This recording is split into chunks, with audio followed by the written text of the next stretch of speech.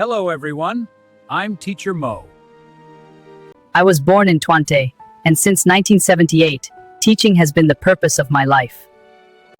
I started as a freelance tutor, teaching students one by one.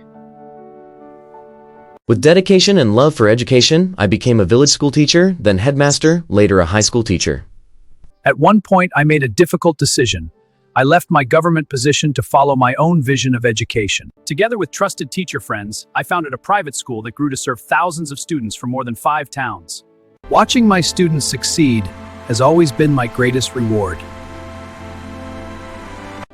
In my 50s, I explored the world as a tourist guide.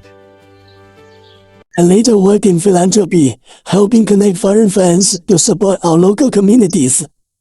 Today, this channel is my legacy. I continue doing what I've always loved, teaching, guiding, and building a bunch of very students. Let's keep learning together.